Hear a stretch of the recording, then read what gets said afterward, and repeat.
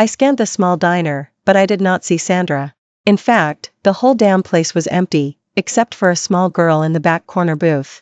She had pale blonde hair and looked to only be about 12 or 13. I was mind-boggled.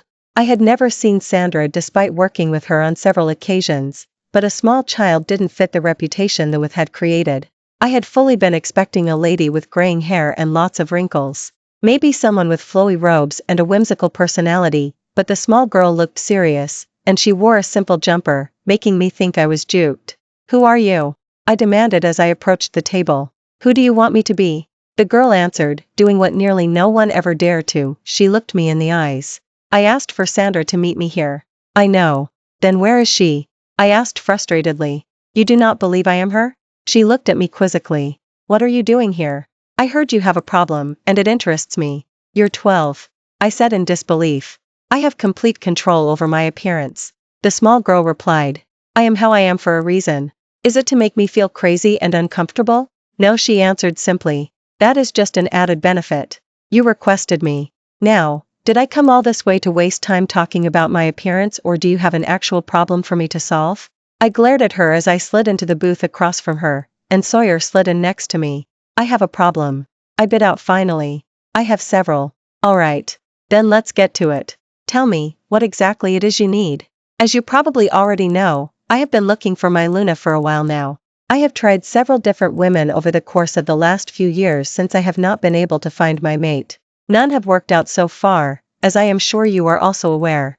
I paused to make sure the witch was following, and she nodded, telling me to continue. "On my most recent travels, I found a girl who is different than a lot of the others. She doesn't speak and she can't write, so we are having to sort of piece everything together. I know that the people she was living with before me were not kind and definitely more than a little abusive, so we can't get information from them, and we think they are a large part of the problem." "Okay, Alpha Sonnet," the child looked at me curiously. "That was a great backstory, but tell me what exactly is the problem here?" I gave her an annoyed look. "This girl I rescued, she has been marked. It appears that she was marked against her will. And you're wondering if it can be undone?" she asked. "Yes." I breathed, realizing that I was putting a lot of weight on this singular question. "Well, theoretically, yes, it can be undone. Since it was not a consensual mark, and I assume she did not mark the person back, she should be able to simply formally rejecting the former marker." "Are there any consequences for her rejecting him?" Sawyer asked, speaking up for the first time. I was glad he was my gamma and her doctor because he could think on both sides of the problems. "Well, it will probably hurt. If she is still recovering from what has previously been inflicted on her, then she might need time to heal first. Her wolf should be able to help her carry the pain though." "That's the other thing," I said uneasily. "Her wolf is bound. From what my gamma has told me, it appears to be at least twice." Several people entered the diner, as the dinner rush started to come in, and the empty place started to fill. The witch looked surprised, which made me uneasy, but I kept my face emotionless. "Her wolf is bound?" "I just said that, yes." I growled. "Well, she would almost positively would not survive the rejection in such a weakened state as you have described." I did my best not to show my frustration. This was becoming more complicated by the minute. Is there a way to free her wolf?" The girl drummed her fingers on the table with her thoughts. "It is extremely difficult to do," she said after a long pause. "What's it going to cost me?" I asked through gritted teeth. She took another long moment before she answered, $3 million, plus accommodations, and you provide anything and everything I require." "Sawyer, make it happen," I said after less than a moment of thought. Sawyer looked outraged and surprised that I agreed so readily, but I didn't need to think. Grace needed this. Sawyer sighed, but pulled out his phone and began to make it all happen. The diner was nearly full, and the music was louder. It felt more like a club than anything. I rubbed my head tiredly. "Where is this girl from that she was treated so bad?" the witch, who may or may not be Sandra, asked. "She came from the Red Blood Pack." Sawyer's phone dropped to the table with a clang out of the witch's hand, and I looked at her incredulously. "What's wrong?" Sawyer asked, uneasily. The witch was frozen. Her eyes were wide with panic in her eyes. During the conversation, I had nearly forgotten she was a 12 or 13-year-old girl, but now she looked every bit one. "Are you all right?" I asked when she didn't answer Sawyer, but we could feel the tension building into the uneasy silence. I didn't like the way she had stopped moving. I didn't like the way she had responded to the pack name. I didn't like where this was going. "I can't help you." she said, standing up abruptly. What? Why? I asked, but she was already gone, disappearing into the crowd. I slammed my car door in frustration. I couldn't believe we had come so close to freeing Grace and her wolf, only to fall short. The witch had to have used magic to conceal her path, but it made me feel like an idiot. How could she have slipped through my grasp so easily? I wasn't used to being defeated in literally anything, and this was by a freaking witch. Fuck. That could have gone better. Leon sighed as he climbed into the driver's seat and Sawyer got into the back seat. That was a disaster. I grumbled. We learned a few things. So, it wasn't a total waste. Leon rationalized. And what did I learn? Well, for starters, we learned that this goes a lot deeper than just Grace. Leon answered. Yeah. Grace is the catalyst. I ran my hair frustratedly through my hair. More like you made Grace the catalyst because you removed her from their pack. Sawyer muttered. Explain. Sawyer raised his hands in defense before continuing. I'm sorry. I just meant, if you hadn't found her, her pack might not have disappeared. The witch wouldn't have freaked out because she wouldn't have been called, and we might not have noticed something was off. But now, we know, and we are actively working to uncover it, so we won't be blindsided anymore. I knew he was right, but I ran a hand tiredly over my face. I also think that the fact that the witch was unwilling to help should very much alarm us, Leon added. You are the Alpha King. You should be the scariest thing in this kingdom. If the Red Blood Pack has her scared, there's more going on than we realize. I need to think. Let's get home and get the team together, and we can try and map out what the hell is actually going on and try to strategize from there, I said after a long moment. Both my beta and my gamma agreed, but I knew they were both thinking about what we had just uncovered. As soon as Leon pulled in the driveway, I felt a weird excitement to go see Grace. I knew I had left her sort of abruptly earlier, but I was hopeful that she hadn't minded too much. Meet in 20 minutes? Leon asked. Yes. I replied. My office. I want updates from when we were gone. I'm going to go shower. The darkness barely registered in my mind, but it did just enough to realize that Grace was probably sleeping now, so I chose to shower really quick in a guest room. I felt refreshed and more awake after the shower. My head felt clearer as I made my way to my office. Anyone come up with anything new? I asked as I walked into my office. No. There are no leads on where Sandra or any other of the witches live. But we only know of about 7 of them, and know of should be used loosely. We have heard rumors of as a more accurate description. That girl could have been Sandra, or she could have been another witch. Since we have never actually met her in person, it's hard to be sure exactly what just happened. Magic obviously happened, Sawyer grumbled, unhappily. And I unfortunately agreed with him. Okay. Anything weird happen here while we were out? Both Leon and Sawyer got quiet and had the nerve to look slightly uncomfortable. What happened? I growled angrily. Leon swallowed hard, but he met my eyes. I talked to Damien when I got back. As you know, he was in charge while we were out. Get to it. I gritted out. You can't react. Leon stated firmly. I can't do anything if you don't tell me what's going on. Grace is struggling right now. Sawyer thinks it has to do with the aftermath of her marking. I'm curious if this marking was new or if she's had symptoms before like this. Sawyer adds uneasily. I stood up without thinking and walked to our room mindlessly before Sawyer put his hand on my shoulder, pulling me back just before I entered her room. I need to go to her, I told him simply. She needs me. You need to just let her come out of this on her own. Sawyer told me. You can't help her through this. I took a deep breath and opened the door anyway, and I wished I hadn't gone in at all. She was lying on the bed in the fetal position, writhing in pain. I could see her flushed face from here. Grace. I breathed. I have to help her. It will pass. Sawyer said gently. We just have to let it pass. We can't just sit here.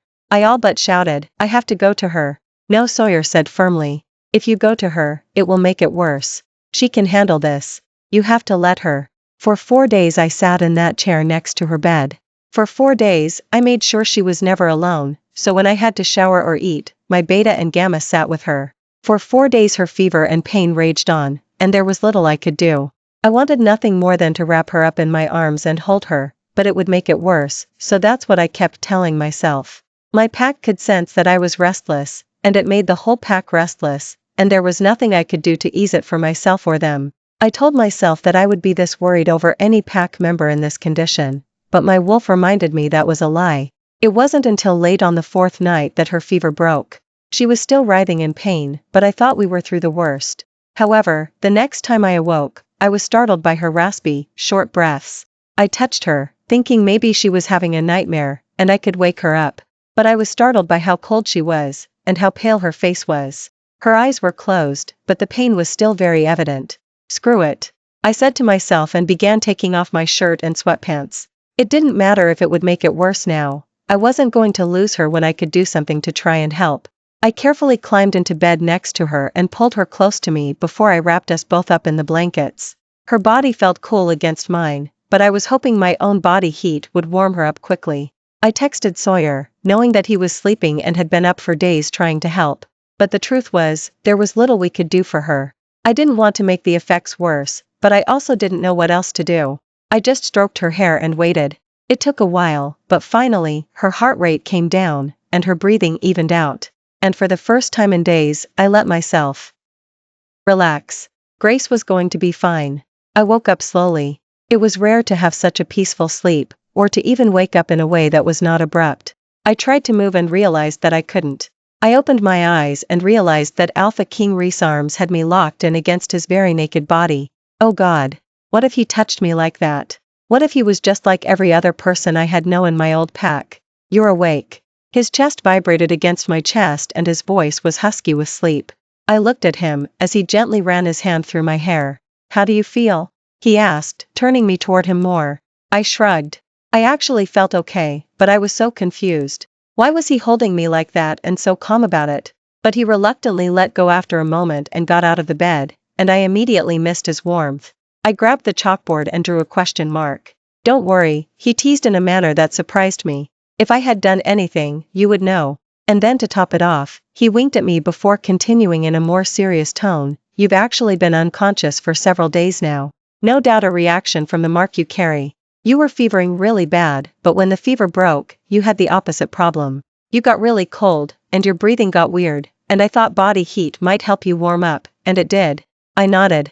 I was glad to know that nothing had happened, but I also could tell that despite his calm demeanor about it, his patience was waning. He held back this time, but would he again? What if I was never ready? Would he be the reason I was unconscious for 4 days next time? Or worse? Since you've been unconscious for 4 days, you probably desperately want a bath. I nodded a little uncertainly, unsure of what it was he exactly meant by that, but I could feel the dried sweat from my fever stickily coating my skin. Suddenly, I was being lifted from the bed, and carried into the bath, my chalkboard still in my hand, and I gasped in surprise. I drew a question mark quickly, though it looked a little funky since we were moving. I didn't even have the chance to show him before he was sitting me gently on the side of the tub. If it isn't blaringly obvious, he said, as he turned the water on for the tub. I am running you a bath. Do you like your water super hot, or lukewarm? I held up a 3. I had had enough boiling water on my skin to last a lifetime. I grabbed my chalkboard, and tried to figure out how to tell him I could do it alone. I drew myself and then I drew a door with him on the other side. And then I wrote I'm fine. I didn't know how to spell both of those words. He smirked slightly but ignored me. He pulled at the hem of my shirt, looking at me for permission. Whatever he saw, apparently gave him the answer he wanted as he pulled my shirt off. I was surprised at how gentle he was, but I hated being exposed.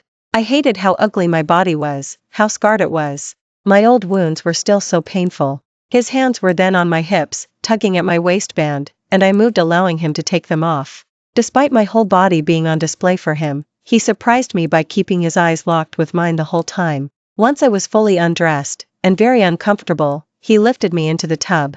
I once again was surprised at his tenderness. I wondered if I would ever truly be used to kindness. Everything you need should be on the ledge, he stated, backing away from the tub. I will be downstairs. Come find me when you're done. I nodded, but his back was already turned from me, so I knew he hadn't seen it. I used the time I had alone to quickly wash up and process what was happening. The Alpha King was someone who seemed so intimidating to the outside eye, so I was thoroughly confused with what was happening. I quickly got dressed, combed my hair, and I was out the door, so I wouldn't keep him waiting. I was on the stairs when I very nearly are. And straight into the Alpha King's twin, Caleb. Oh, I'm sorry, he stated with a little smirk as he threw his arm around me, pulling me uncomfortably close. Didn't mean to get in your way, little goose. How are you doing? I heard you had a rough few days through the grapevine. I frowned and tried to pull away. Why was he calling me goose? It wasn't like I knew him well, and I had no idea how to even react. What are you doing, Caleb? Dr. Sonnet asked, and I had never been so relieved to see him before. Just chatting with our dear brother's special bride. But what makes her so special? He stated, winking at me. The way he acts you would think she was the one he's been looking for. Knock it off, Dr. Sonnet snapped at his brother who finally let me go. Come on, Grace, Reese is waiting for us in his office. I nodded, and the three of us headed down the stairs together, but the brothers bickered amongst themselves, but I could hardly hear them, it was just muffled noise to me. Dr. Sonnet knocked on the office door of what I assumed was the Alpha King's office, which was confirmed when I heard his familiar voice call out, "Come in." I stepped in his office and saw that his beta was sitting in the chair across from him, and there were several other chairs around, making me think they might have recently just concluded a meeting. Grace, glad you could join us, the beta smiled gently at him. I remembered him vaguely from that day the Alpha King had come to my old pack. He had driven us here. I nodded, feeling uncomfortable in a room so full of men, especially with the way Caleb was staring at me blatantly in front of his brother. So, Grace, the Alpha King started, we have decided to go back to your old pack. And with those few words, they incited panic immediately. I tried to not spiral, but that was nearly impossible. He was sending me back. My biggest fear was coming true. I wouldn't survive going back. They would kill me. There's no way I wouldn't die. They would say I embarrassed them by being seen by the Alpha King and embarrassed them again when I wasn't good enough for him. Ugh. I should have tried harder. I should have cooked and cleaned and offered my body more willingly. I should have made myself invaluable. I spent too much time unconscious and injured for me to have really done much, but it hurt to know that he didn't care enough to keep me. My most recent experience must have crossed the line. I mean, I had been unconscious for 4 days. Just because I woke up to him holding me, clearly didn't mean he wanted me as a bride anymore, despite what his brother had said just a little while ago. Grace? Are you still with us? I looked up, tears brimming in my eyes, and realized he was standing right in front of me. I nodded, hoping that I wasn't wearing my emotions on my face. You do realize that I am not sending you back, right, Grace? His voice was serious as his hand cupped my face, forcing me to look him in the eyes. I blinked in surprise. He wasn't sending me back? He stepped back and leaned against his desk, putting a distance that I didn't love between us. As I was saying, Beta Leon, Caleb and I will be going back to the Red Blood Pack to personally handle everything. I looked at him in surprise, and so did his twin before Caleb schooled his features into a look of disdain. I also felt confused at the announcement since the Alpha King and Caleb didn't really seem to get along, and as far as I knew, Caleb didn't have a title like Dr. Sonnet did. A part of me once again wondered what had happened between them for them to be like this. Why? Caleb asked. So, I can feed you to them when they decide to try and feast on us being there. Alpha King Reese responded sarcastically. I snuck a glance at Caleb, who was rolling his eyes before looking back at the Alpha King. There is a lot that I believe the Red Blood Pack is hiding. I can't pretend. See that I'm not worried that they are plotting our demise as we speak. We took what they were hiding, which was you, Grace. For whatever reason, they were desperately trying to keep you contained and under their total control. I want to know what they have now that's keeping them feeling so secure. The three men talked for a little bit longer, discussing theories and thoughts that honestly I didn't care about. The way the Alpha King had just said everything made me feel like I was some secret weapon or something. Now, I think that has been enough excitement for the time being. Come on, Grace, let's get you back into bed. You still need lots of rest, the Alpha King said, pulling me out of my thoughts. I nodded, and the Alpha King placed his hand on the small of my back as he escorted me back to my room. I'm sorry for scaring you, the Alpha King said once we reached the door. It's okay. I wrote on my chalkboard. Is there a specific reason I smell my brother on you, Grace? I could tell he was trying to be patient, but the words came out as a growl. My eyes went wide, and I quickly erased my chalkboard and tried to figure out how to explain what exactly happened, but my mind felt blank. I quickly drew a stick figure representing me, and a stick figure representing the Alpha King, and then drew his two brothers and a circle around us, and then wrote, "We will be family," but I didn't quite know how to spell family. The Alpha King glanced at the board, and I could see the anger on his face as he pulled me close to him. I don't want you hanging around him, Grace. He's bad. His voice trailed off and his eyes sort of glazed over. I wondered if he was trying to find the right words to tell me of his anger as he started muttering to himself, making absolutely no sense. Grace, he said after a long moment. Whatever you do, do not leave this room. I will come back for you, but do not leave this room. Understand? I looked at him in confusion. on, but before I could even ask what was going on, he was gone. A scream from outside drew my attention away from the Alpha King's abrupt exit, and I turned toward the window. I let out a small squeal as I saw a giant creature being dragged out of the woods by a group of wolves. The creature seemed to have the upper half of a wolf, but the lower half of a human. It had to be at least 8 feet tall and was fighting the wolves with everything it had. It was swinging their massive claws in large swoops at the wolves as they tried to pull him further into the clearing. The way they were moving made it seem like maybe they were trying to keep it alive. 2 all-black wolves sprinted into the battle at full speed. They seemed to be circling the group of wolves and the creature, appearing to be assessing the situation. They were clearly the largest ones out there, besides the monster, but they didn't really appear to be helping much. However, when one of the wolves that was dragging the creature went flying, hitting a tree trunk with a thud I could almost hear from here, one of the large black wolves went for the kill shot, biting his neck and ripping off his head. Oh my god, oh my god, oh my god. I bit back a scream as the head rolled toward the other black wolf, effectively ending the battle. My body shook with fear, and I tried to breathe through the panic. What was that thing? Thanks everyone for tuning in and listening to this fantastic story. Just a quick heads up, all the books featured on this channel come from Read Inc., your ultimate hub for staying on top of web novel updates, so you'll never miss a chapter again. I've already dropped the link to this book in the comments section below, so jump in, share your thoughts, and chat with fellow readers.